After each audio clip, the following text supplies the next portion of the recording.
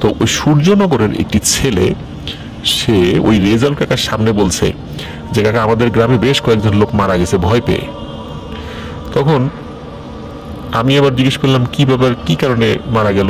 বললো একটা ভয়ানক মানে দুষ্টু জিন, তার চেহারা নাকি খুব ভয়ঙ্কর, ওকে যেই দেখে সেই মারা যায়। তো আমি যখন এই কথাটা শুনলাম তখন ওই বাচ্চার কাছ থেকে কিন্তু খুব বেশি তথ্য আমি আসলে পাইনি, কারণ ও ছোট মানুষ, তো ও বেশি কথা গুছিয়ে বলতে পারেনি।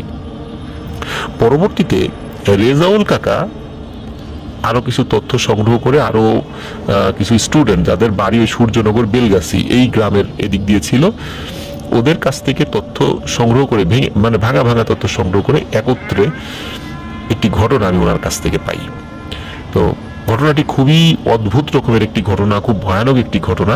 এবং এই ঘটনার সাথে লাস্ট আমি যেই থার্সডে নাইট আমরা করেছি আমাদের রেগুলার যে নতুন ঘটনা নিয়ে এপিসোড হয়, এই এপিসোডে কিন্তু আমি এই বিষয়টি কিছুটা হিন্টস দিয়েছিলাম যে মেঘরূপী মানে মেঘের মধ্যে যে মানে কালো মেঘের মধ্যে যে জিনের আবির্ভাব ঘটে আর কি। তো আসুন শুরু করি ঠিক যেভাবে শুনেছিলাম আমি। বহু বছর আগে, প্রায় 200-300 বছর আগে, কোনো এক ভয়ানক একটি জিন মানুষকে খুব বিব্রত করত, ডিস্টার্ব করত, ভয় দেখাতো। মূলত ওটাকে কেন্দ্র করেই এই ঘটনাটির সূত্রপাত 2003 সাল বা 4 সাল অথবা 6 সাল বা 7 সাল এইরকম একটা সময়ের মধ্যে আর কি, মানে দুইটার একটা হবে আর কি। তো যখন এই তথ্যটা পেলাম, মূল ঘটনাটা শুরু হয় এভাবে। সেটা হলো যে একজন লোক উনি হাট থেকে ফিরছিলেন, হাট থেকে ওই দিন উনি একা ফিরছিলেন। তো উনি দেখেন যে বেশ উঁচু লম্বা, মানে খুব বেশি অস্বাভাবিক রকমের লম্বা নয়, এমন একজন মানুষ গরমের মধ্যে চাদর মুড়ি দিয়ে হেঁটে আসছে। তো উনি দূর থেকে চাঁদের আলোতে ওটা দেখে চিন্তা করেন যে এই গরমের মধ্যে চাঁদের আলোতে মানে যেটা দেখা যাচ্ছে যে সে চাদর মুড়ি দিয়ে হেঁটে আসছে। তো এই গরমের মধ্যে তো চাদর মুড়ি দিয়ে হেঁটে আসার কথা নয়। তবে হ্যাঁ, গ্রামে যেটা হয় অনেক সময় ডাকাত যারা তারা হাতে অস্ত্র লুকিয়ে রাখে, এরকম চাদর মুড়ি দিয়ে চাদরের মধ্যে অস্ত্র নিয়ে আসে। তাছাড়া বেশ কিছু বিচ্ছিন্নতাবাদী মানে কিছু সশস্ত্র সংগঠন আমাদের বাংলাদেশে এখনো রয়ে গেছে, যেমন বিভিন্ন পার্টি রয়েছে, সর্বহারা বা এই টাইপের কিছু গ্রাম অঞ্চলে বা চরাঞ্চলে যাদের দৌরাত্ম্য বেশি ছিল। এখন তো নাই বললেই চলে, কিন্তু ওই সময়টাতে মোটামুটি ছিল আর কি, সারা বাংলাদেশেই ছিল। তো মাঝে মাঝে এই ধরনের সদস্যরা এইভাবে হেঁটে যেত, তাদের অস্ত্রটা লুকিয়ে রাখতো। তো উনি চিন্তা করেছেন যে এই টাইপের কোনো মানুষের সামনে উনি পড়ে গেছেন। তো পড়ে যাওয়ার পরে এখন উনি কি করবেন, উনি চিন্তা করেছেন হয়তো আমাকে মেরে ফেলার জন্যই সে আসছে। তো উনি মানে দৌড় দিবেন কি দিবেন না এই বিষয়টা নিয়ে উনি আসলে কনফিউজড ছিলেন। তো উনি আবার চিন্তা করেছেন আমি সাপোষা মানুষ, ক্ষেত খামারে কাজ করে খাই, কারো আগেও নাই পিছে নাই, আমাকে তো কেউ মারার কথা না, আমি আমার মতো হেঁটে চলে যাই। তো যেটা হয় উনি ওনার মতো হেঁটে চলে যাচ্ছেন, কিন্তু যে ব্যক্তিটি ওনার বডিটা মোটামুটি প্রশস্ত ছিল, ওটা পায়ে হাঁটা মেঠো পথ ছিল, উনি যখন হেঁটে যাচ্ছিলেন তখন তার কোনোর সাথে তার একটা ধাক্কা লাগে। ধাক্কা যখন লাগে মানে এমন শক্ত কাঁধ, মনে হচ্ছে লোহার সাথে তার ধাক্কা লেগেছে। মানে এক ধাক্কায় মানে তার মনে হচ্ছিল যে তার কাঁধের হাড় ভেঙে গেছে। মানে এইরকম অস্বাভাবিক একটা মানে ব্যথা পাওয়ার পর উনি আবার কি করে তার দিকে তাকায়। ওই সময়ে তিনি দেখেন যে ওই চাদর পরিহিত লোকটি তার মাথার উপর থেকে কাপড়টা সরে গেছে এবং এমন বিভৎস তার চেহারা, মনে হচ্ছে মুখটা পুরোটাই কালো, বড় বড় দুটি চোখ, একদম সাদা চোখ, সাদা চোখের মাঝখানে ছোট্ট দুটো কালো মণি। মানে এটা তার বর্ণনা, এবং সে বলছে যে এমন ভয়ঙ্কর চেহারা সে কখনো দেখেনি এবং সে ভুলতেও পারছে না। ওইটা যখন সে দেখে ওরে বাবারে বলে দেয় এক দৌড়। তারপরে পেছনে সেই জিনিসটা আছে কি নাই এই বিষয়টা সে আর দেখেনি। সে বাড়িতে যাওয়ার পরে সে পরিবারের সদস্যদেরকে বলে সে এইরকম একটা জিনিস দেখেছে। তখন পরিবারের সদস্যরা তাকে ওই যে আপনার লবণ পড়া, তারপরে ওই যে বটি যেটা আমরা তরকারি কুটি, তো এটা ধুয়ে পানি, এটা যে গ্রামে যে যারা যেটা বিশ্বাস তাদের সেটা করে। এবং এটা করার পরে যেটা হয়, ওনার পরের দিন থেকে খুব জ্বর আসে এবং কয়েকদিনের মাথায় তিনি মারা যান। এখন গ্রামে যেটা হয় সেটা হলো যে একজনের সাথে কোনো একটা বিষয় ঘটলে মোটামুটি চারদিকেই এই তথ্যগুলো অনেকেই জেনে যায়। তো লোকজন জিজ্ঞেস করেছে কি ব্যাপার, ওর জ্বর আসলো, মারা গেল কেন? বলে সে রাত্রে ভয় পাইছিল এরকম এরকম একটা জিনিস দেখে। তো মোটামুটি গ্রামের লোকজন চিন্তা করেছে যে এরকম ঘটনা রাত্রেবেলা একা একা হাঁটতে গেলে অনেকেই দেখে এবং তাদের কারো কারো সাথে এই ধরনের ঘটনা ঘটেছে, সুতরাং এটা যে আহামরি খুব ভয়ানক কোনো কিছু, এইটা তারা কিছু চিন্তা করেনি। তারা চিন্তা করছে ঘটনা এখানেই শেষ। এর কয়েকদিন পরে আরেকটি ঘটনা ঘটে। যে ব্যক্তির সাথে ঘটেছিল তার নামটা আমি ভুলে গেছি, তার নামটা আমি জানতাম, এই জন্য এখন আর বলতে পারছি না। তো ওনার স্ত্রী যেটি করেছে সেটি হলো যে তার স্ত্রী ওয়াশরুমে যাবে। তাদের ঘর হচ্ছে ওই চারদিক দিয়ে টিনের বেড়া রয়েছে। টিনের বেড়া বলতে বাড়ি যে উঠোন, সে উঠোনের চারদিকে টিনের বেড়া রয়েছে এবং টিনের একটি গেট রয়েছে। তো ওনার স্ত্রী ওয়াশরুমে যাবে, ওনাকে ডাক দিয়েছে। গরম, ওই সময় গরমকাল। তো উনি উঠেছে। উনি উঠার পরে কি করেছে, হারিকেনটা ওনার ওয়াইফ নিয়ে ওয়াশরুমের কাছে চলে গেছে। তো উনি আবার মানে ওই মহিলার হাজবেন্ড, সে বারান্দা মানে ওই বাড়ির যে উঠোন না, মানে ঘরের যে বারান্দা, মাটির মানে বারান্দা, সেখানে বসে রয়েছে। সেখানে বসে থাকার পর উনি একটু ঝিমোচ্ছিলেন আর কি। ওনার ওয়াইফ কিন্তু ওয়াশরুমে গেছে, কারণ গ্রামের ওয়াশরুমগুলো তো ঘর থেকে একটু বাইরেই থাকে। তো উনি হঠাৎ করে দেখে যে কি যেন একটা কালো একটা হাতের মতো ওই গেটের ভিতর দিয়ে হাতটা ঢুকলো, ঢুকে ওই যে শিকল থাকে আর কি, যে শিকলটা দিয়ে আর কি গেটটা ভেতর থেকে লাগানো থাকে, ওটা তালা মারা ছিল না, জাস্ট এমনি লাগানো ছিল। শব্দ করে গেটটা খুলে ফেললো এবং গেটটা ক্যাচ ক্যাচ শব্দে, টিনের গেট তো, খুলে গেল। একটা চাদর পরা মানুষ, দূর থেকে মনে হচ্ছে একটা কালো অবয়ব, সে ওই উঠোনে ঢুকলো। উঠোনে ঢোকার পর মানে সে চিন্তা করেছে যে এই কিরে, কে এটা? আর উনি আবার একটু ঘুমের ঝুলে ছিল, মানে আধো ঘুম আধো জাগ্রত অবস্থায়। ওনার ওয়াইফ ওয়াশরুমে গেছে আর উনি বারান্দায় বসে ঝিমুচ্ছে, তো এই জন্য আধো ঘুম আধো জাগ্রত অবস্থায় ছিল। তো উনি শুরুতে বিষয়টা খেয়াল করেনি। তো এদিকে কি হয়েছে, ওনার ওয়াইফ আবার ওয়াশরুম থেকে হারিকেন নিয়ে বের হয়েছে। হারিকেন নিয়ে বের হওয়ার পর মানে ওই জিনিসটার সাথে তার মুখোমুখি হয়ে গেছে। হারিকেন নিয়ে বের হওয়ার পর প্রথমে সে মনে করেছে কোনো চোর ঢুকেছে বাড়িতে। সে চিৎকার দিয়ে বলছে এই চোর চোর। আর যখন ওয়াইফের চিৎকার শুনেছে তখন উনি চমকে উঠছে, ঝিমুনি থেকে উনি জেগে উঠেছে আর কি। তখন ওই চোর কি হয় যে শব্দ টব্দ পেলে চোর দৌড় দেয়, কিন্তু ওই জিনিসটা কিন্তু দৌড় দিচ্ছে না। ওই জিনিসটা তখন মাথার উপর থেকে কাপড় সরিয়ে দিয়েছে, কাপড় সরিয়ে দিয়ে ওই মহিলার দিকে তাকিয়েছে। আর ওই মহিলা ওইখানেই চিৎকার দিয়ে সেন্সলেস হয়ে গেছে। আর যখনই ওই লোকটি দেখেছে যে দূর থেকে এরকম ভয়ানক কিছু একটা, ওনারও তো ভয় লেগেছে। উনি এক দৌড়ে ঘরের মধ্যে ঢুকে দরজা লাগিয়ে দিয়েছে। দরজা লাগিয়ে উনি জানালার কাছে এসেছে, কারণ জানালা কিন্তু খোলা, গরমকাল তো। উনি চিন্তা করে দৌড় দিয়ে জানালাটা লাগাই। তো জানালা যখন লাগাতে গেছে তখন দেখে কি ওই জানালার কাছে ওই জিনিসটি চলে এসেছে, কিন্তু ওই সময় তার মাথা ঢাকা। তখন ওই জিনিসটি বলে ওঠে, আমার চেহারা যে দেখবে তার মৃত্যু অনিবার্য, কারণ আমার চেহারা এতটা ভয়ানক। তো জাস্ট এতটুকুই বলেছে। এরপরে বাড়ির অন্য সদস্যরা উঠে গেছে, তারাও মানে একটু ভয়ে ভয়ে দরজা খুলেছে। তখন উঠানে আর কিছু দেখেনি। তখন ওই লোকের ওয়াইফকে ঘরের মধ্যে নিয়ে এসেছে, তার জ্ঞান ফেরানো হয়েছে। তখন তার ওয়াইফ বলছে এই আমি কি দেখলাম রে, ও বাবা গো আমি কি দেখলাম। মানে এই যে ভয়টা পেয়েছে, এই ভয়েই সে অসুস্থ হয়ে কয়েকদিনের মধ্যে মারা যায়। এই যে দুটো ঘটনা প্রিয় লিসেনার্স আমি বললাম, ঘটনা কিন্তু এখানেই শেষ না। এই রকমের ঘটনা ওই গ্রামে আরো বিভিন্ন মানুষের সাথে ঘটেছে এবং প্রত্যেকেই ওই জিনিসটার মাথা আবৃত অবস্থায় দেখতে পেত এবং ওই জিনিসটা নিজের ইচ্ছায় তার চেহারাটা মানুষকে দেখাতো, এবং ওই চেহারা দেখার পর কারো সুস্থ থাকার কথা নয়, কারণ এতটা ভয়ানক। এখন এই ধরনের উৎপাত যখন শুরু হলো, তখন একজন ভালো হুজুরের কাছে গ্রামের কয়েকজন ব্যক্তি যান যে এই সমস্যার সমাধান কি। আগে তো এরকম ছিল না, আমরা তো ভালোই ছিলাম।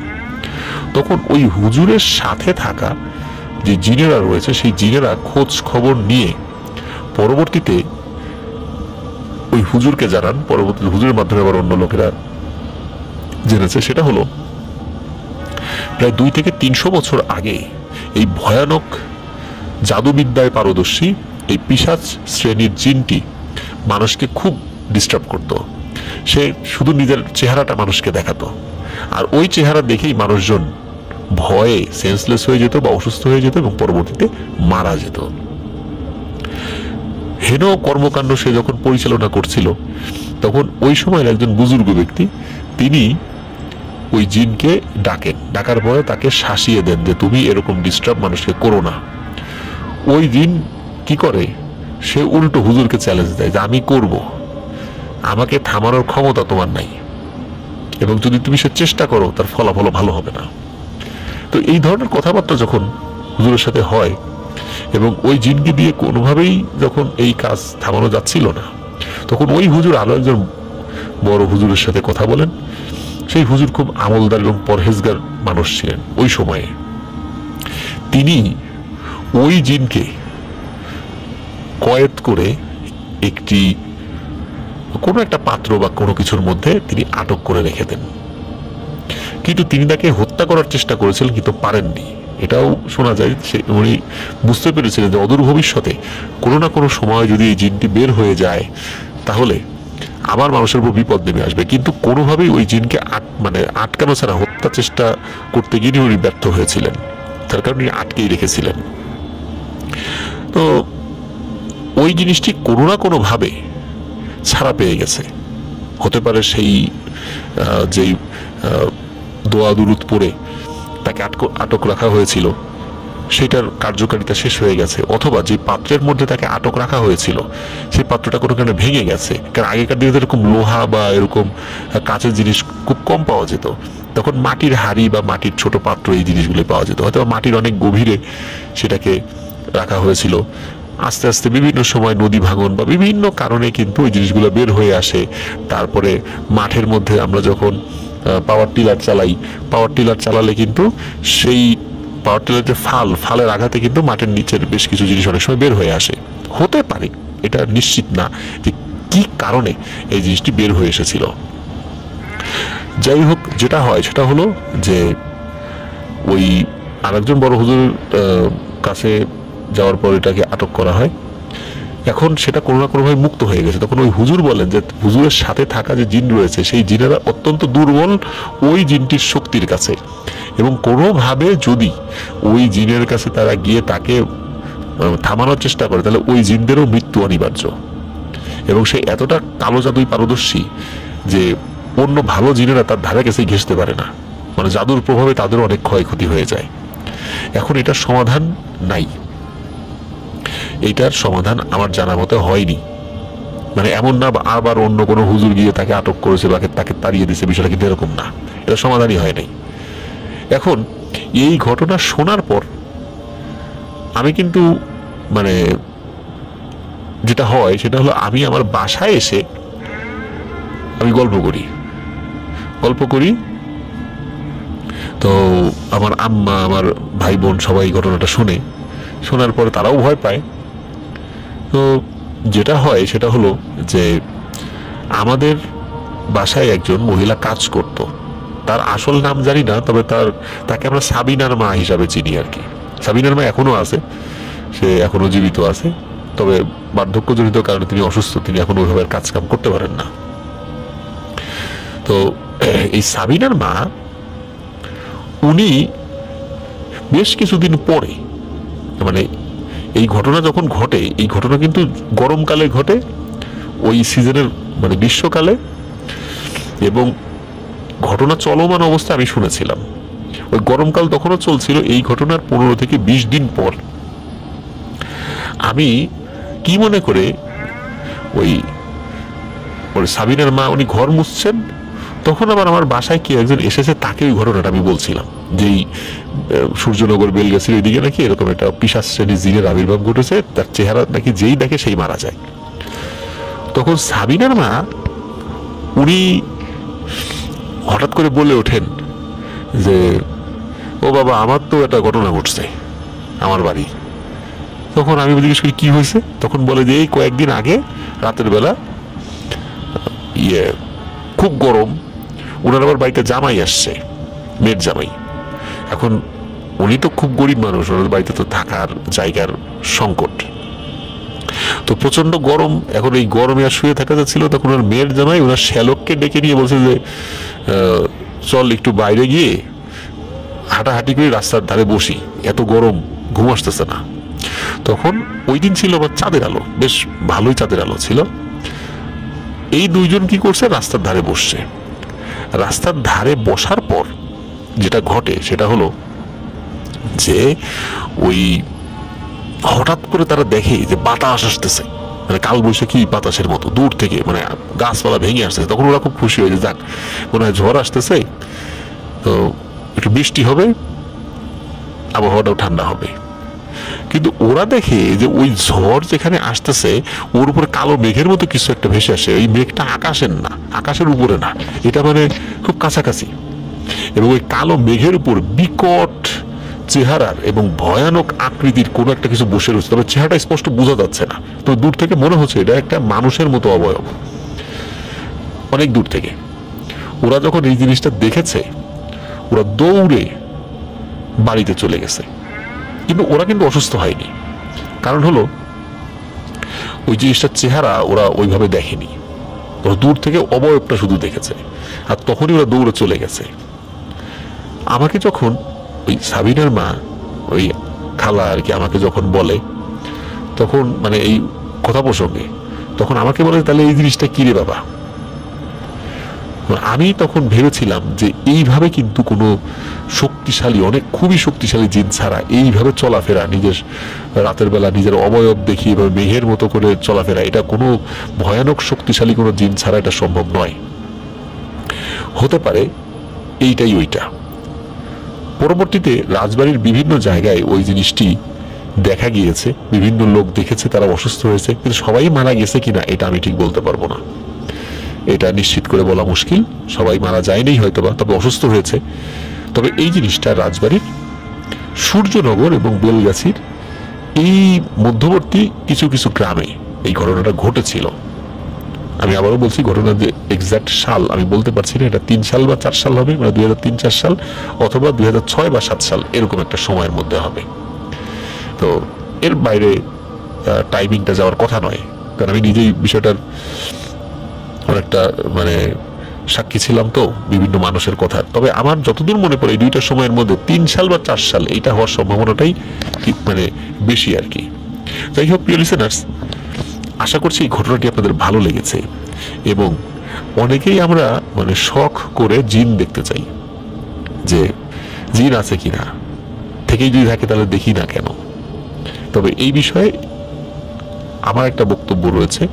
অবশ্যই বক্তব্যটা রাসূলুল্লাহ সাল্লাল্লাহু আলাইহি ওয়াসাল্লামের একটি হাদিসের উদ্ধৃতি দিয়ে করবো। সেটা হলো, কিছু সাহাবী রাসূল সাল্লাল্লাহু আলাইহি ওয়াসাল্লামকে জিজ্ঞেস করেছিলেন যে রাসূলুল্লাহ সাল্লাল্লাহু আলাইহি ওয়াসাল্লাম জিন দেখতে কেমন।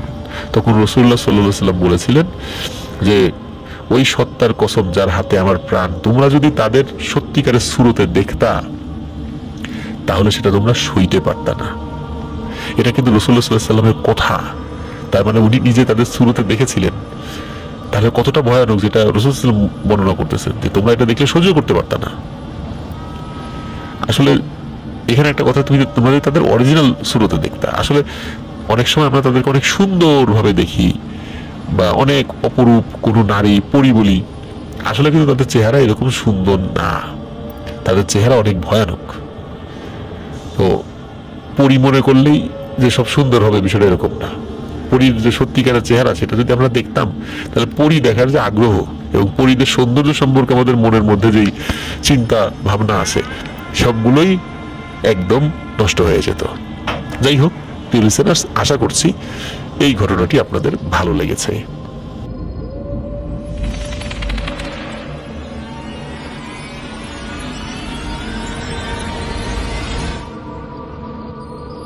প্রিয় লিসেনার্স, আপনারা অনেকেই যখের ধন এই বিষয়টি সত্য কিনা এবং এই সম্পর্কিত কোনো ঘটনা আপনারা অনেকেই শুনতে চেয়েছেন। আসলে যখের ধন এই বিষয়টি আসলে সত্য কি মিথ্যা এটা আমি 100% আপনাদেরকে নিশ্চয়তা দিয়ে বলতে পারবো না। তবে এই সম্পর্কিত একটি ঘটনা আমি অনেক আগে ভূত এফএম এ শেয়ার করেছিলাম। সেই ঘটনাটি আমি আপনাদেরকে ইনশাল্লাহ শোনাতে চাই। আশা করি এই ঘটনাটি শুনলে আপনারা কিছুটা অনুধাবন করতে পারবেন। তবে যখের ধনের সত্য কি মিথ্যা, মানে সত্যতা, এটা চূড়ান্ত কোনো সিদ্ধান্ত আমি দিতে পারবো না। তো চলুন মূল ঘটনাতে চলে যাই। এই ঘটনাটি আমি নিজেই সংগ্রহ করেছিলাম। তো আমি রাজবাড়িতে যে কলেজে পড়তাম, ওই কলেজ থেকে তখন তো পাশ করে বের হয়ে গেছি, যখন ইউনিভার্সিটিতে পড়ি, তখন আমার এক কাজিন, এক মেয়ে, সে আমাকে বলতেছে যে ভাইয়া আমার এক বান্ধবী আছে, ওদের পরিবারে না অভিশাপ আছে, ওরা না বাঁচে না, ওরা মারা যায়, সুইসাইড করে। তখন আমি বললাম যে কি ঘটনা, কি বলো। তখন কিন্তু এরকম ভূত এফএম চালুই হয় নাই। হ্যাঁ, তখন ভূত এফএম চালু হয় নাই, তখন এমনি মানে শুনেছিলাম আর কি। আমার যতদূর মনে পড়ে যে ঘটনাটি আমি শুনেছিলাম 2009 সালের দিকে। চলুন মূল ঘটনায় আসি আর কি। তো ওই মেয়ে আমাকে বলে, মানে কাজিন আমাকে বলে, যেভাবে বলে ঠিক সেভাবেই আমি আপনাদেরকে বলি। সেটা হলো যে ওর যে বান্ধবী, সেই বান্ধবীর দাদার যিনি বাবা বা দাদার দাদা, উনি ভারতের একটা জায়গার জমিদার ছিলেন। তো উনি ছিলেন মুসলিম জমিদার, মানে জমিদার সবাই যে হিন্দু ছিল বিষয়টা এরকম নয়, উনি একজন মুসলিম জমিদার ছিলেন। এখন জমিদারদের যে স্বভাব, এই স্বভাব তো আর চেঞ্জ হবে না, মুসলিম হোক আর হিন্দুই হোক। সেটা হলো অত্যাচারীমূলক তাদের মনোভাব, প্রজাদের উপর নির্যাতন করা, এবং নির্যাতনে তার কোনো জুড়ি ছিল না, মানে অনেক নির্যাতনই সে করত। নির্যাতন করে করে অনেক ধন সম্পত্তি সে অর্জন করে। তো এখন ওই ধন সম্পত্তি কিভাবে রক্ষা করবে, এই রক্ষা করার জন্য তার বিভিন্ন ধরনের কলা কৌশল মানে তার মাথায় আসে। এর মধ্যে একজন তান্ত্রিকের শরণাপন্ন হন তিনি। তখন ওই তান্ত্রিক বলে যে একটা নির্দিষ্ট রিচুয়াল করে তোমার ধন সম্পত্তিকে সুরক্ষা করা যাবে, তোমার বংশধররা ছাড়া এইটাই আর কেউ নিতে পারবে না। এটা যখের ধনের যজ্ঞ বলে তারা। এখন কি করতে হবে, যে একটি পরিবারের যেই মা বা যেই পিতা মাতার একটি ছেলে সন্তান রয়েছে, একটা শিশু সন্তান, সেই সন্তানকে নিয়ে আসতে হবে। মাটির নিচে একটা কুঠুরি করে সেইখানে পুজো অর্চনা করে তোমার ধন সম্পদ সেখানে রেখে ওই বাচ্চাকে ওই কুঠুরির মধ্যে ঢুকিয়ে দিয়ে ওইটার দরজা স্থায়ীভাবে বন্ধ করে দিতে হবে। ও ক্ষুধা তৃষ্ণায় অল্প সময়ের মধ্যেই এবং অক্সিজেনের অভাবে সেখানে মারা যাবে, এবং ওর আত্মাটা ওইখান থেকে বের হতে পারবে না। তখন ওর আত্মা ওই ধন সম্পত্তি পাহারা দেবে। এটাই হলো যখের ধনের মূল থিম। তো উনি চিন্তা করেন, মানে ওই জমিদার, যে হ্যাঁ ভালোই তো। ওই সময় কিন্তু আবার ডাকাতের উপদ্রব, ডাকাত অনেক সময় জমিদার বাড়িতে এসে আক্রমণ করত। তারপরে ব্রিটিশ বিরোধী আন্দোলনে যে বিপ্লবীরা ছিল, যে স্বদেশী আন্দোলন, ওই স্বদেশী আন্দোলনের যারা কর্মীরা, বিপ্লবীরা, তারা অনেক সময় জমিদারদের বাড়িতে আক্রমণ করে জমিদারদের ধন সম্পত্তি লুটপাট করে নিয়ে গরিবদের মধ্যে বিলিয়ে দিত। এই জন্য জমিদারদের মধ্যে এই তাদের ধন সম্পত্তি রক্ষার একটা ভয়ও ছিল। উনি রাজি হয়ে যান এবং এই প্রস্তাবে সম্মতি দেন। এখন এরকম একটা ছেলে কোথায় পাওয়া যাবে, এবং বলা হয়েছে যে এটা খুব গোপনে করতে হবে, কেউ যেন না জানে। এখন এইভাবে খুঁজতে খুঁজতে এমন একটা ছেলের সন্ধান পাওয়া গেল যার 3 কুলে কেউ নাই, শুধু মা আছে, বাবাও মারা গেছে, কোনো ভাই বোন নেই, তার আত্মীয় স্বজন নেই, খুবই গরিব। তখন বলা হলো এই ছেলেকে যদি নিয়ে আসা হয়, তখন তো ওর আত্মীয় স্বজন বলে তেমন কেউ নাই, তাহলে তো খুব বেশি সমস্যা হওয়ার কথা নয়। সত্যি ওই ছেলেকে, ওই বিধবা মহিলার ওই ছেলেকে ধরে নিয়ে আসা হয় এবং নির্দিষ্ট প্রক্রিয়ার মাধ্যম দিয়ে ওই কাজটি করা হয়। বিধবা মহিলা কোনো কারণে উনি বুঝতে পেরেছিলেন এটা, যে জমিদার লোকটা ধরে নিয়ে গেছে। জমিদারের পায়ে ধরে উনি অনেক কাকুতি মিনতি করেছিলেন, কিন্তু কোনো লাভ হয়নি।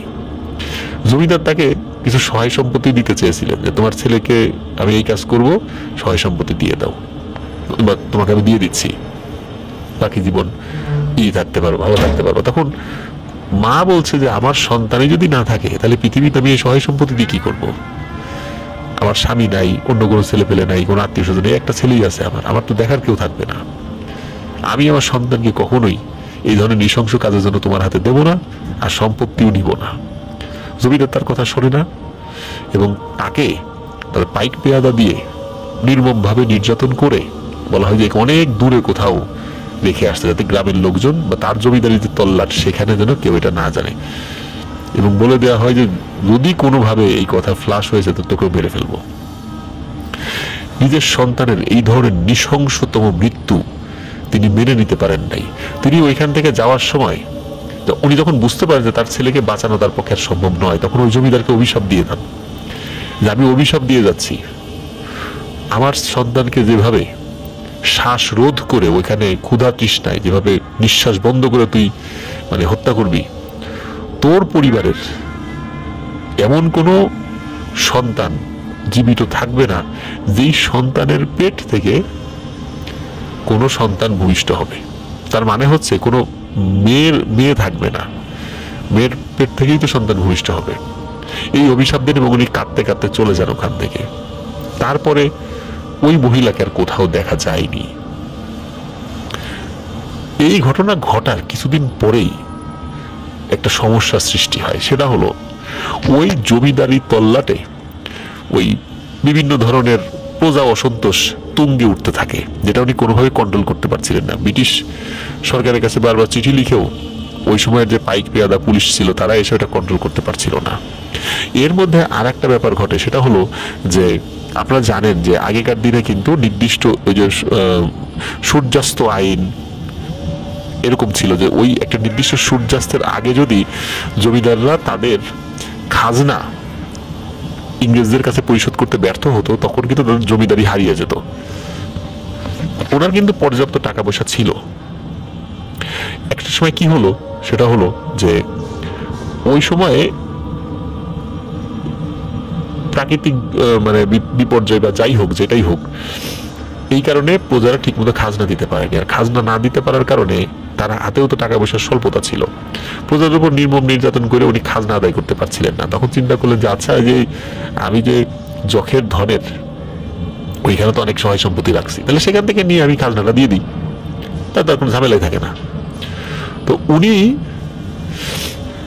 একটা নির্দিষ্ট পথ দিয়ে ওনার কিছু অনুগত লোকদেরকে সেখান থেকে গিয়ে কিছু সহায় সম্পত্তি আনতে বলেন। কিন্তু তারা ওই দিক দিয়ে যাওয়ার পরে তারা নাকি ভয়ানক গর্জন শুনেছে, তারা ভয়ে ওইখান থেকে বের হয়ে এসে তারা ওখানে ঢুকতেই পারেনি। এবং উনি বিভিন্নভাবে চেষ্টা করছে সেখান থেকে কিছু নিয়ে আসার জন্য, কিন্তু সেটা পারেনি। এদিকে উনি যখন নির্দিষ্ট সময় খাজনা পরিশোধে ব্যর্থ হন, তখন তার জমিদারি চলে যায়। আর জমিদারি চলে যাওয়া মানে হচ্ছে তিনি পথের ফকির, তার কিছুই নাই, সব কিছু ইংরেজরা ক্রোক করে নিয়ে যায়। তখন ওনার পরিবারের সদস্যদেরকে নিয়ে উনি বাংলাদেশে চলে আসেন। তখনও কিন্তু দেশ ভাগ হয়নি, বাংলাদেশে তাদের আত্মীয় ছিল। তখনকার পূর্ববঙ্গ আর কি, পূর্ববঙ্গের মধ্যে বিভিন্ন পার্ট ছিল। তখন এই যে বাংলাদেশের যে ভূখণ্ড, এখানে চলে আসেন। এখানে আসার পরে ওনার পরিবারের যে নারী সদস্যরা ছিল, পুরুষ না, ওনার ছেলে পেলে না, শুধু নারী, বিশেষ করে মেয়ে, ওনার যে কন্যা সন্তানরা ছিল, এরা যখনই তাদের বিবাহের উপযোগী বয়স হতো, তারা যখন বিবাহের উপযোগী এরকম একটা সময় পৌঁছাতেন, তখন কোনো কারণে কোনো ঝগড়াঝাড়ি নাই, কিচ্ছু নাই, হঠাৎ করে নাকি তারা গলায় দড়ি দিয়ে মারা যেত, সুইসাইড করত। এই যে অদ্ভুত একটি ব্যাপার,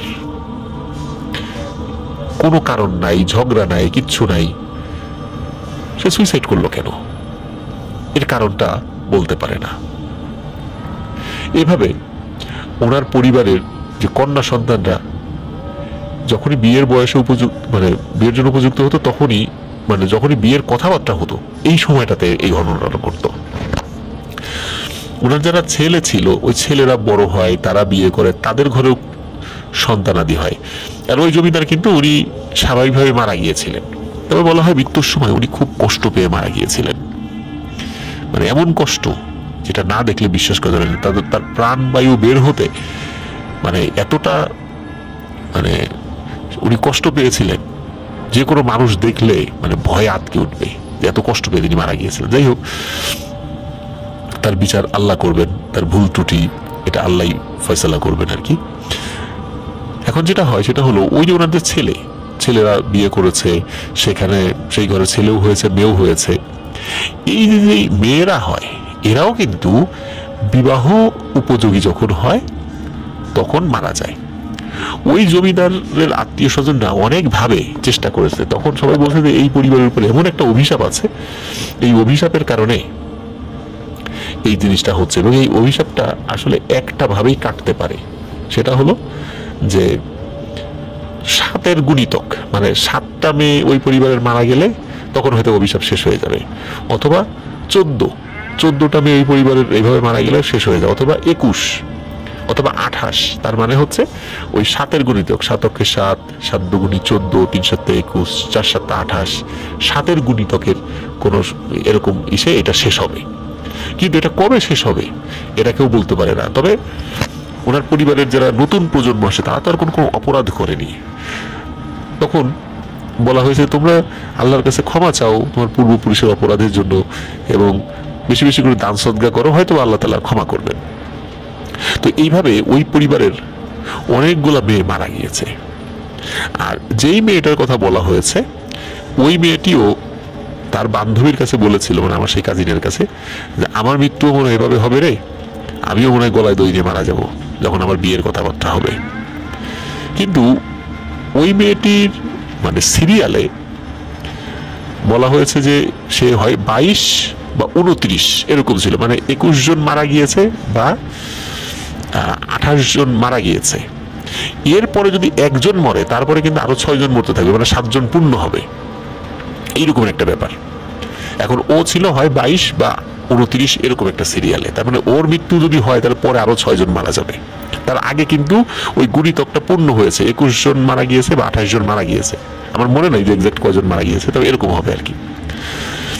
তখন যেটা হয়, ওর যে মা বাবা তারা তো নিজের মেয়ের ভবিষ্যৎ নিয়ে খুব চিন্তিত হয়ে পড়ে। একজনের সাথে বিয়ে ঠিক হয়, বিয়ে ঠিক হওয়ার পরে তাকেও মানে এই বিষয়টা বলা হয়। তবে এইখানে এই বিষয়টা কিভাবে আসলো সেটা হলো যে ওই মেয়েটা রাজবাড়ী সরকারি কলেজে পড়তো, তো একটা ছেলে আর কি তাকে বিয়ের প্রস্তাব দেয়, কিন্তু ওই মেয়েটা কিছুতেই প্রস্তাবে রাজি হতো না। তো এখন ওই ছেলেটা জিত চেপে যায়, মেয়েটা রাজি হয় না কেন, কারণ আমি একটা ওয়েল এস্টাবলিশড পরিবারের একটা সন্তান, আমার তো কোনো সমস্যা নেই, তাহলে মেয়েটা রাজি হয় না কেন। ওইভাবে অনেক অনুনয় বিনয় করার পরে ওই মেয়েটি কারণটা বলে যে কেন সে বিয়েতে রাজি হয় না, কারণ বিয়ের কথা হইলেই তার মৃত্যুর সময় চলে আসবে। আর এই বিষয়টি সে তো গোপন রাখতো, ওই বিষয়টি যখন এইভাবে ফ্লাশ হয় তখন হলো আমার ওই কাজিন জানতে পারে এবং আমাকে পরবর্তীতে বলে। যাই হোক, তখন ওই ছেলে ওই বিষয়টা নিয়ে দৌড়াদৌড়ি করে কিভাবে জিনিসটা মানে রিমুভ করা যায়।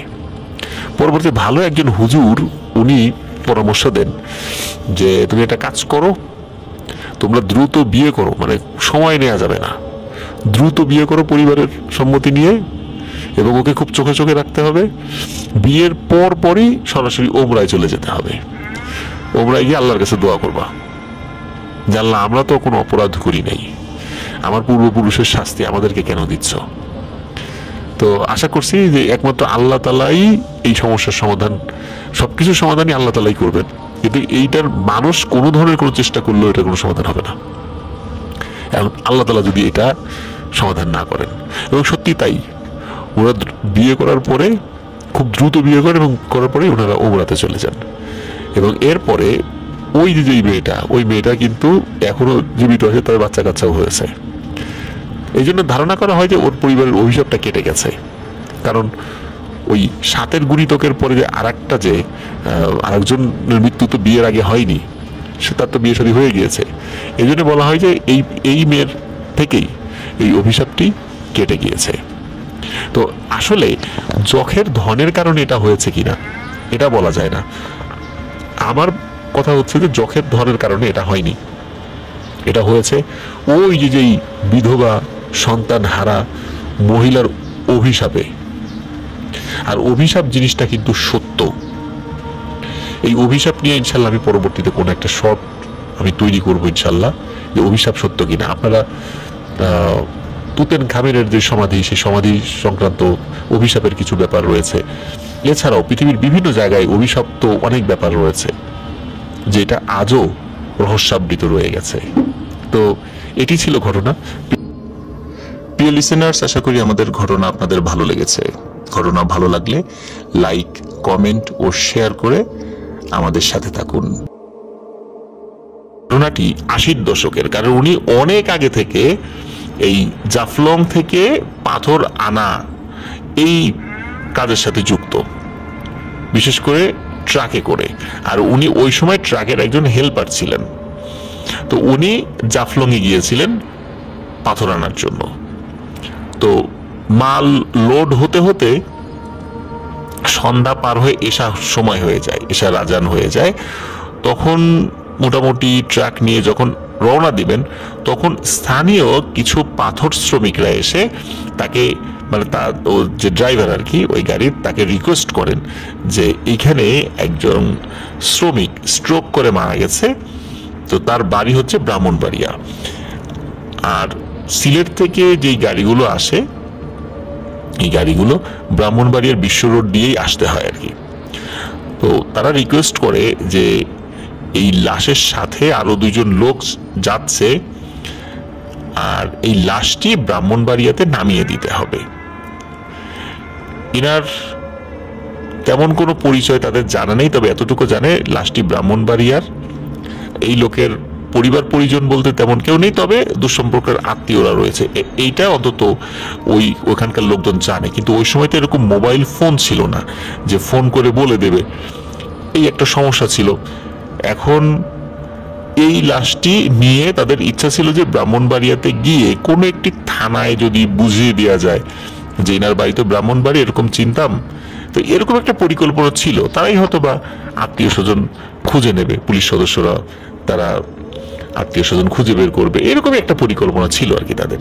তো এখন যেহেতু ওখানকার পাথর শ্রমিকরা অনুরোধ করছে, আর ওই শ্রমিক থেকে শুরু করে অনেকের সাথেই ওই ট্রাকের হেল্পার বা ড্রাইভারের পরিচয় ছিল, তারা রিকোয়েস্ট করছে। আর এরকম একটা লাশের একটা ইস্যু, এটা তো আসলে আর অ্যাভয়েড করে আসার সুযোগ থাকে না। তো ট্রাকের ড্রাইভার রাজি হয়ে যান। রাজি হয়ে যাওয়ার পর লাশ ট্রাকে তোলা হয়। পাথর লোড করা ছিল, ওই পাথরের উপরই একটু কাপড় চোপড় বিছিয়ে, যাতে করে পাথরের উঁচু নিচু জায়গাটায় লাশের অসুবিধা না হয়, ঠিক ওইভাবেই লাশটি সেখানে রাখা হয়। লাশের সাথে 2 জন লোক বসেন, ট্রাক চলতে থাকে। তো ট্রাক যখন জাফলং থেকে সিলেটের দিকে আসছে, তো আসার পথে ওইখানে জৈন্তাপুর নামক একটা জায়গা রয়েছে। ওই জৈন্তাপুরে কি করে যে ট্রাক ড্রাইভাররা ওখানে আসার পরে কিছুটা সময় বিশ্রাম নেয়, কারণ ওই জায়গাটাতে অনেকগুলো খাবারের হোটেল রয়েছে। সেখান থেকে ট্রাকের যারা স্টাফ ড্রাইভার তারা খাবার দাবার খেয়ে আবার সারা রাত, যেহেতু ট্রাক চালাতে হবে সেরকম প্রিপারেশন নিয়ে রওনা দেন। তো ওইখান থেকে তারা রওনা দেয়। রওনা দেওয়ার পর কিছু সময় মানে চালানোর পর ট্রাকের ড্রাইভার যিনি, তিনি মানে হঠাৎ করে তার মনে আসে যে ওহো, জৈন্তাপুর থেকে তো সিগারেট কিনতে ভুলে গেছি, তো এখন সিগারেট পাই কোথায়? তখন তাদের মাথায় আসলো যে রাস্তায় তো বিভিন্ন জায়গায় ছোট ছোট টং দোকান আছে, সেখান থেকে কিনে নিব। তো যেই চিন্তা সেই কাজ। আর যেহেতু সারা রাত ট্রাক চালাতে হবে, মাঝে মাঝে একটু সিগারেট খাওয়া তাদের জন্য প্রয়োজন। কিছুটা পথ আগানোর পর একটি দোকান দেখতে পায় দূর থেকে।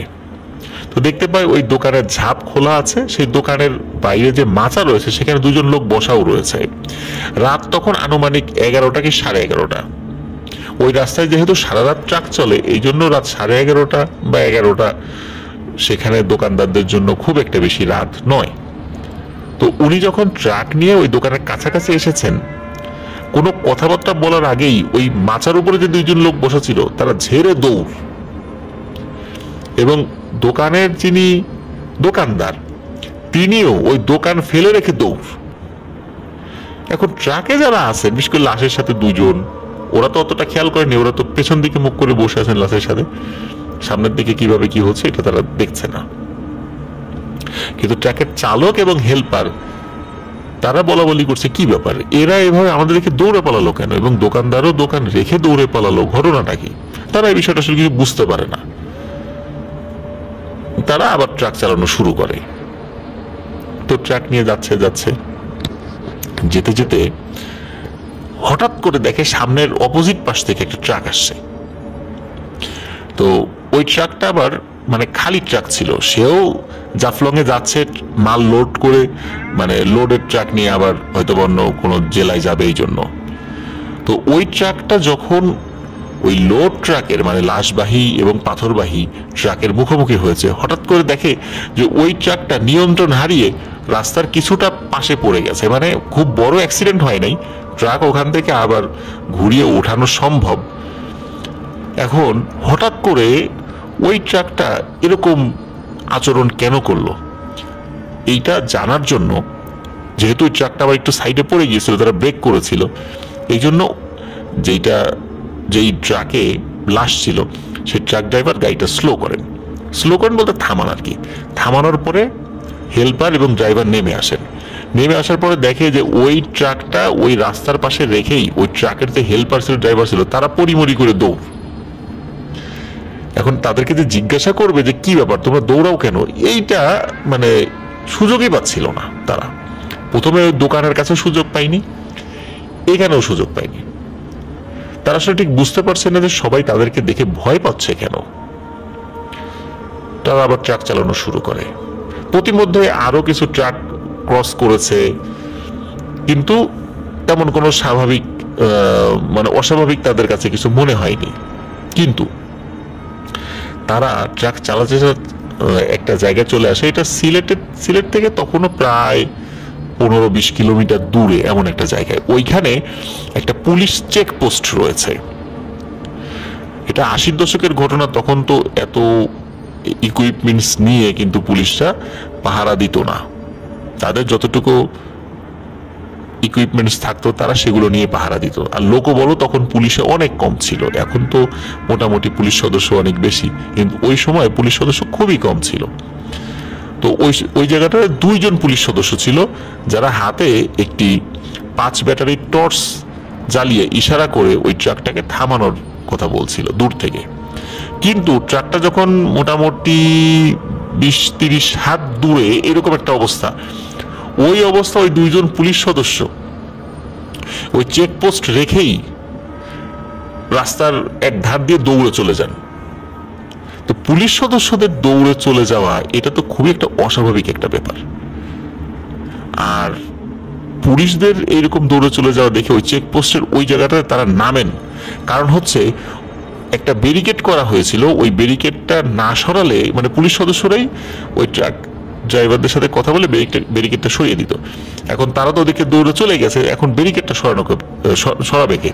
এই ব্যারিকেডটা সরানোর জন্য ওই মানে ট্রাকের হেল্পার এবং ড্রাইভার তারা নেমে আসার পরে দেখে ওই ব্যারিকেড থেকে একটু সামনে একজন নাইট গার্ড আছে। ওইখানে একটা ছোট্ট বাজার আছে, বাজারে নাইট গার্ড আছে, মুরব্বী। সেই মুরব্বী থরথর করে কাঁপতেছে, কিন্তু সে আর পালাতে পারতেছে না। তখন ট্রাকের হেল্পার এবং ড্রাইভার ওইদিকে হেঁটে গিয়ে মুরব্বীরে বলে যে কি ব্যাপার, আপনি এরকম ভয় পাচ্ছেন কেন, আর এই পুলিশটা আমাদের দেখে দৌড়ে পালালো কেন? এরকম প্রতিমধ্যে এরকম আরো 2 জায়গায় এরকম একটা ঘটনা ঘটলো, আমরা ঠিক বুঝতে পারতেছি না ঘটনা কি, আমাদেরকে দেখে সবাই এরকম ভয় পাচ্ছেন কেন? তখন ওই নাইট গার্ড বলে, এই তোমার ট্রাকে কি নিয়ে আসছো তোমরা?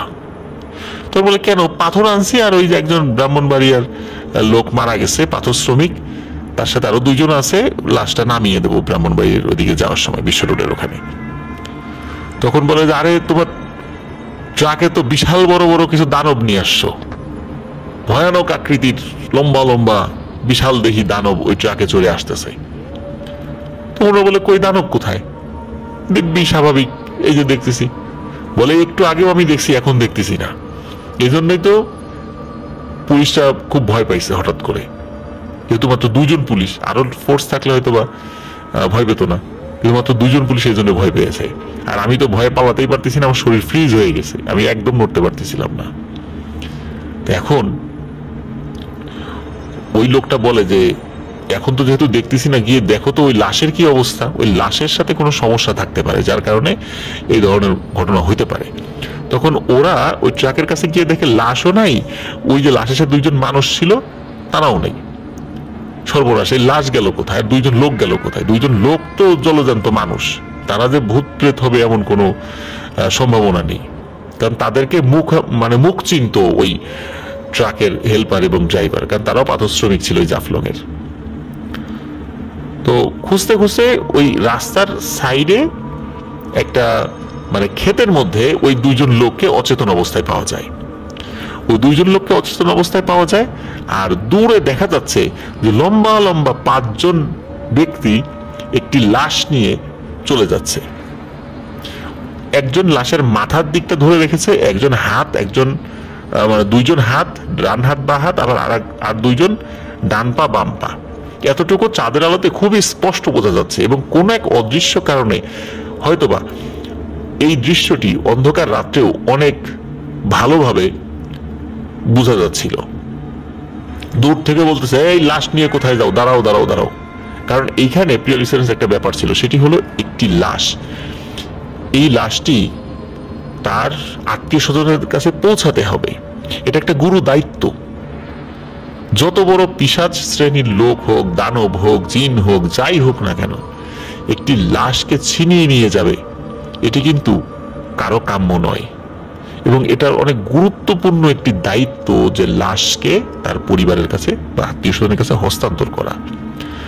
ওনারা বুঝতে পারছিলেন খুব ভয়ানক কিছুর পাল্লায় তারা পড়েছেন, কিন্তু ট্রাকের যিনি ড্রাইভার ছিলেন তিনি ওই হেল্পারকে বলছিলেন যে এভাবে একটা লাশকে আমরা নিয়ে যেতে পারি না, জীবন বিপন্ন হলেও আমাদের সর্বোচ্চ চেষ্টা করতে হবে। উনি দোয়া পড়ছিলেন ট্রাকের ড্রাইভার, এবং চিৎকার করে বলছিলেন, এই লাশ রেখে যা, লাশ রেখে যা। কিন্তু ওনারা দেখতে পেলেন যে কিছুটা পথ আগানোর পর ওই যে 5জন লম্বা লম্বা মানুষের মতো একটা অবয়ব, তাদের চেহারা দেখা যাচ্ছিল না পেছন থেকে, ওরা এক একজন এক এক দিকে হাঁটা শুরু করেছে। যে মাথার দিকটা ধরে রেখেছিল সে মাথাটা হাতে নিয়ে ছিঁড়ে সোজা চলে যাচ্ছে, যে ডান হাত ধরে রেখেছে সে ডান হাত ছিঁড়ে নিয়ে ডান দিকে চলে যাচ্ছে, যে বাম হাত ধরে রেখেছে সে বাম দিকে চলে যাচ্ছে, এবং ডান পা বাম পার ক্ষেত্রে একই অবস্থা। এবং এই 2 হাত 2 পা এবং মাথাবিহীন বডির মধ্যের অংশ ঠাস করে মাটিতে পড়ে গেল আর কি, এবং কাফনের কাপড়টাও সেখানে পড়েছিল। আর ওই যে 5জন মানুষের মতো অবয়ব, তারা হাঁটতে হাঁটতে 5 দিকে চলে গেল, কিন্তু মনে হচ্ছে তারা সিঁড়ি বেয়ে আস্তে আস্তে আকাশের দিকে উঠে যাচ্ছে, এবং অল্প সময়ের মধ্যে তারা অদৃশ্য হয়ে গেল। এখন এই বিকৃত লাশ নিয়ে তারা কি করবে কিছুই বুঝতে পারছিল না। ওদিকে ওই যে 2জন লোক পড়ে আছে, তারা তাদের কাছে যায়, তাদের জ্ঞান ফেরায়, তখন জিজ্ঞেস করে কি হয়েছে। তখন তারা বলে যে কিছুই তো বুঝতে পারলাম না, খালি মনে হলো কেউ অদৃশ্যভাবে আমাদেরকে টেনে হিস্ট্রে ট্রাক থেকে নামালো, এবং এই মাঠের কাছে এসে মুখে সজোরে থাপ্পড় মারলো, তারপর আর কিছু মনে নেই। এখন ওই লাশটা তারা ওখান থেকে নিয়ে আসে, এবং অল্প সময়ের মধ্যে ওই পুলিশ সদস্যরাও সেখানে চলে আসে। তাদের সাহস ফিরে আসে যখন দেখে যে আর কোনো ভয়ানক দানব আকৃতির কিছু দেখা যাচ্ছে না। তো তখন কি করা যায়, তখন ওই লাশটিকে আর ব্রাহ্মণবাড়িয়া পর্যন্ত নিয়ে যাওয়া হয়নি, কারণ এরকম বিভৎস একটি লাশ সকালের আলো ফুটলে মানুষ দেখলে আর কাদের কাছে এইসব বর্ণনা করবে। এই ধরনের জিন ভূতের গল্প যদি মানুষের কাছে ব্যাখ্যা করা হয় তাহলে উল্টো জনরোষে পড়তে হবে ভুয়া গল্প সৃষ্টিকারী হিসাবে। এই জন্য ওখানকার লোকদের পরামর্শে, স্থানীয় লোক যারা ছিল তাদের পরামর্শে ওই লাশটি খুব দ্রুততার সাথে ফজরের নামাজের পরপরই ওখানে একটি কবরস্থানে দাফন করে দেওয়া হয়। কিন্তু ওই লাশটির সাথেই বা কেন এই ঘটনাটি ঘটেছিল, এই বিষয়টি আসলে কারো অ্যানালাইসিস করার মতো সময় সুযোগ হয়নি, কারণ এটা নিয়ে যে কোনো কবিরাজের কাছে যাবে, কোনো হুজুরের কাছে যাবে যে কেন এটা হয়েছে, এই বিষয়টির কোনো ব্যাখ্যা জানা যায়নি। তবে আমি যতটুকু বুঝি, অনেক সময় কোনো কোনো ব্যক্তির অস্বাভাবিক রকমের মৃত্যু হয়, এবং অস্বাভাবিক রকমের মৃত্যু হওয়ার পর সেই মৃত্যুর সময়, তারপরে অমাবস্যা, পূর্ণিমা, তিথি, এই ধরনের কিছু ব্যাপার থাকে। তো এই ধরনের কোনো কারণে বা এই ধরনের সিচুয়েশনে যদি কেউ মারা যায়, তাহলে এই ধরনের লাশগুলো নিয়ে যাওয়ার ক্ষেত্রে দুষ্টু বা পিশাচ শ্রেণীর জিনদের একটি প্রবণতা লক্ষ্য করা যায়। আমরা এই ধরনের ঘটনা এর আগেও বলেছি। তবে ওই লোকটার মৃত্যু কিভাবে হয়েছিল এটা পরবর্তীতে ওনারা কিছুটা উদ্ঘাটন করতে পেরেছিলেন। তিনি স্ট্রোক করেই মারা গিয়েছিলেন, কিন্তু কিভাবে স্ট্রোক করলো, তো শোনা যায় যে উনি পাথর তুলতে তুলতে হঠাৎ করে একটি ছোট্ট মূর্তির মতো পেয়েছিলেন। ওই মূর্তিটি হাতে নিয়ে কয়েকজনকে দেখিয়েছিলেন ওই পানির মধ্যে থাকা অবস্থায়। হঠাৎ করে ওই মূর্তিটি ওনার হাত থেকে আবার নিচে পড়ে যায়, এবং তারপরে বলছে ওনার বুকে ব্যথা করছে। তারপরে লোকজন তাকে পানি থেকে তুলে নিয়ে আসে, কারণ কোমর পর্যন্ত পানিতে ওনার ছিলেন আর কি ওই লোক। তো তারপরে উনি মারা যায়। আর অন্য লোকেরাও ডুব দিয়ে ওই মূর্তিটি আর পায়নি। আসলে ওই মূর্তিটি বা কি ছিল, না ওইটার মধ্যে কোনো ব্যাপার ছিল কিনা, এটাও কেউ বলতে পারেনি। তো এই বিষয়টা রহস্যাবৃতও রয়ে গেছে। তো এই কারণে ঘটনাটি সমাপ্তি এখানেই।